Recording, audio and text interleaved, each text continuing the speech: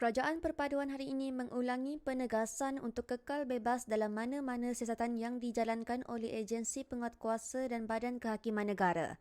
Perdana Menteri Datuk Seri Anwar Ibrahim berkata, kerajaan hari ini tidak akan mengulangi sikap kerajaan terdahulu yang menekan badan-badan yang bertanggungjawab menjalankan siasatan sedemikian. Beliau berkata demikian dalam sidang media selepas mempengerusikan mesyuarat Kabinet di Putrajaya pada Khamis. Mengulas mengenai siasatan ke atas bersatu, Anwar berkata, terdapat dua perkara dalam isu berkenaan iaitu laporan polis kepada polis diraja Malaysia serta Suruhanjaya Pencegahan Rasuah Malaysia SPRM dan adalah laporan yang terima selepas mengisi jawatan sebagai Menteri Kewangan. Katanya perkara berkaitan perbelanjaan tinggi dan dana itu juga perlu dijelaskan untuk mengelakkan sebarang kekeliruan. Hari tadi mengulangi penegasan kita bahawa badan-badan siasatan penguasaan dan badan kehakiman kekal bebas. Jadi adalah tidak bertanggungjawab bagi tokoh-tokoh parti politik pembangkang yang dalam proses siasatan membuat tomahan tentang campur tangan dari pihak kerajaan perpaduan. Kita tidak mengulangi sikap menekan seperti yang dilakukan dulu. Kita tidak menggunakan badan-badan ini. Yang berlaku ada dua hal. Pertama ada laporan yang dibuat pada pihak PDRM dan SPRM tentang penggunaan wang oleh Parti Bersatu.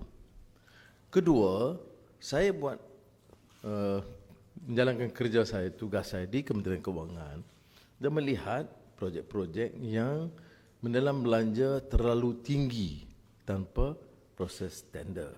Kalau proses tender itu tidak dilakukan umpamanya dan kos itu tidak melambung, itu tidak jadi isu. Ya?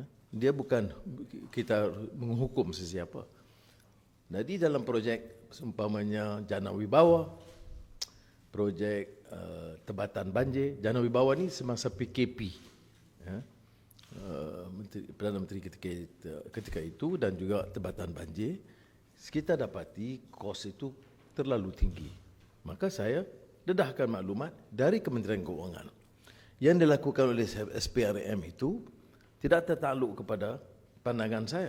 Dia lakukan siasatan yang rapi yang didapati dalam akaun parti dan mencecah lebih 300 juta ringgit.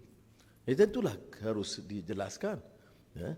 Jadi harus pimpinan parti, sekiranya mereka benar bersih seperti mana yang diceritakan, dia kena jelaskan kepada badan penyiasat mengapa dalam masa singkat begitu boleh mengumpul wang sebegitu banyak, dari sumber mana dan kepada siapa. Itu tugas SPRM dan barulah dibawa kepada Peguam Negara ikut proses.